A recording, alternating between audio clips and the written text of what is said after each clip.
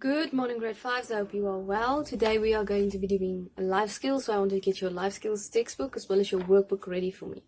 Now let's start off by opening on page 58. Dealing with violent situations. Let's look at the keywords. Violence. Physical force intended to hurt or damage someone. Okay. So people experience violence every day. Sometimes violence happens in their home. Hurting someone at home by kicking or hitting them is domestic violence. Sometimes domestic violence is called domestic abuse. This happens when someone threatens to hurt another person in the home or says things to make them feel frightened or ashamed. So domestic means that it happens at home. Okay. Sometimes you see violence at schools when there is bullying and fighting. Sometimes you may see or know about violence happening in your community, such as gang activities, alcohol abuse, or drug abuse. We see violence on television and in magazines and newspapers we read. Now let's have a look at exercise 10.1 is the first activity that you need to do. Now, number 1, list the different situations where people might see and experience violence each day. So here in this passage that I just read, on top on page 58, you will find the answers for this activity. Number 2, think about the list, what you and your friends can do to avoid the violent situations and to protect yourself from violent situations. So that's just your opinion. And then number 3, share your findings with the class. That we will do in Zoom. Okay, now page 59. Responding to violent situations. What can we do about violence around us? Read about the 5 ways we can respond to violence. Number 1, be a non-violent role model. Always try to walk away from a situation that could become violent. Be calm, because being violent causes more violence. Talk with others about the problem of violence and share different solutions. And number 4, think of other non-violent ways to resolve conflict. Number 5, learn to express emotions in a non-violent way. Then you need to do activity 10.2.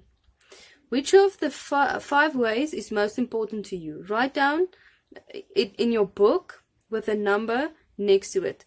Then choose the second most important one and write it down. Complete your list of 5 ways.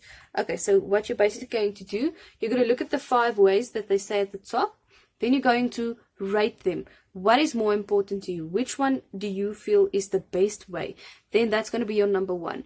Then your second best is going to be number 2. Your third best is going to be number 3. Your fourth best is number 4. And your fifth best is number 5. So you're going to renumber them in the order that you feel is more important. Okay. Where to find help? If violence is a problem, tell an adult you can trust. If it is serious, the adult will report it to the police. Sometimes an adult will speak to the person involved or to the parents of the child involved. Okay, now let's have a look at page 60 and 61. Now I'm going to read the story to you and then we will discuss it further in Zoom. So I want you to listen to the story and then look at the question so long and think about what your answers will be. Mark and the safe house. Mark didn't want to go with a woman who would be fetching him, but he knew she was coming and she said he must be ready. She also said that where he was going, he would be safe. He wondered if it would be better to stay at home, even though he was so sore and tired of his father hitting him. Even his older brother were hitting him. Mark got into the car. He sat quietly whilst they drove. He looked up when the car stopped in front of a house with a red roof.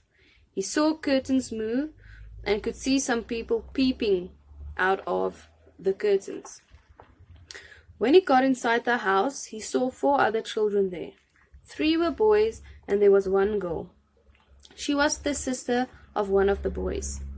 At first, Mark was a bit shy. The woman in the house told them each other's names and asked the others to show Mark where he would sleep and where to put his things. Then they showed him where they could play. He saw they had a ball to play with and a small garden, and there was a tire swing hanging from a big tree. Soon Mark began to relax. Mark learned many things in his new home.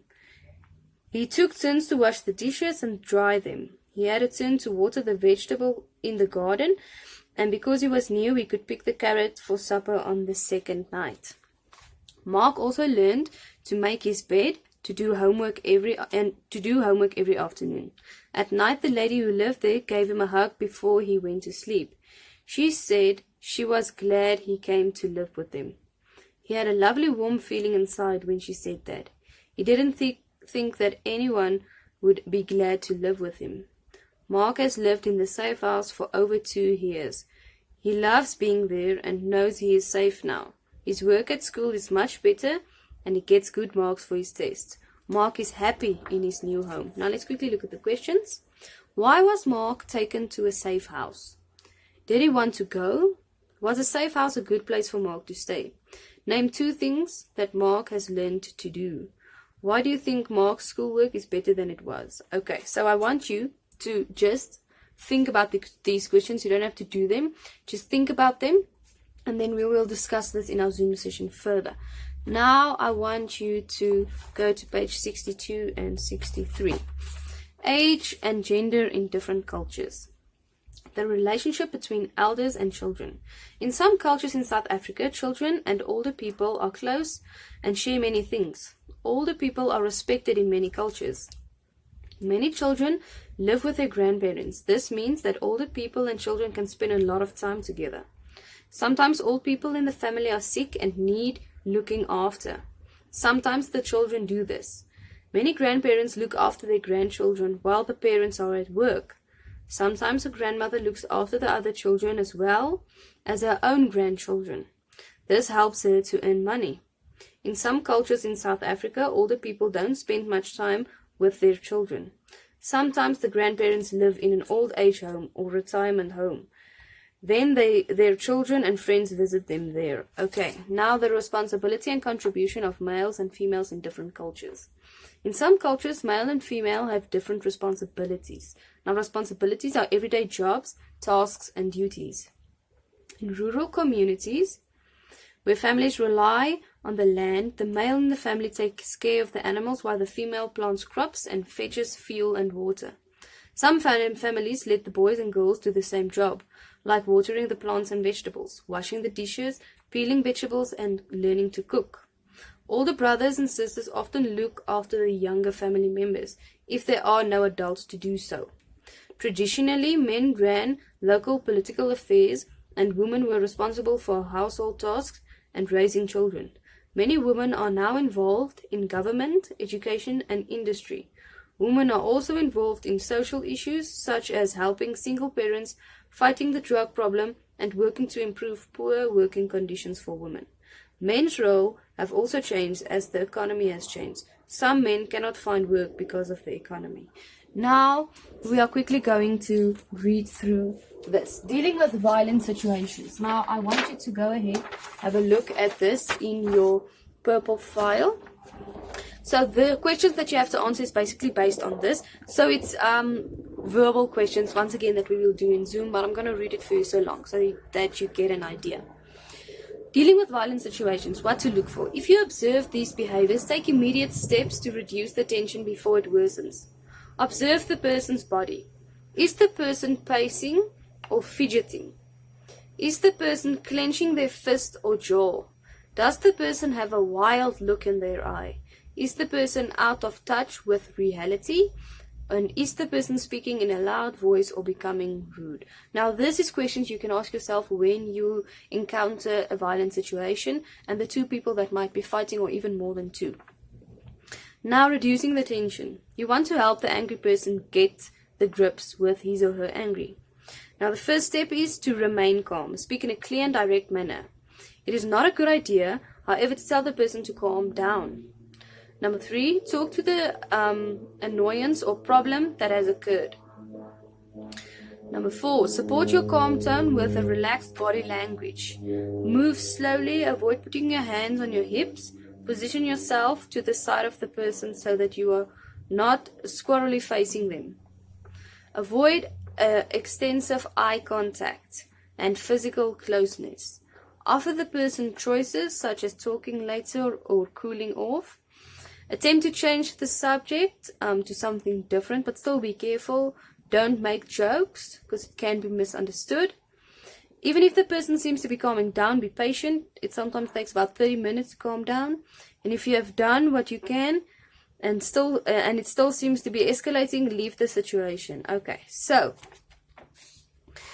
a violent situation is really different for everybody else. I think the best is we're going to discuss this, maybe you have experienced a violent situation, and then we'll talk about what you did in that situation, especially at the age that you are and the age that the other person is. Makes a huge difference for you to just jump in and stop them. Okay, then lastly, the last activity you have to do is this activity, issues of age and gender. So I'm going to read it to you, and then there's 3 questions that you need to answer.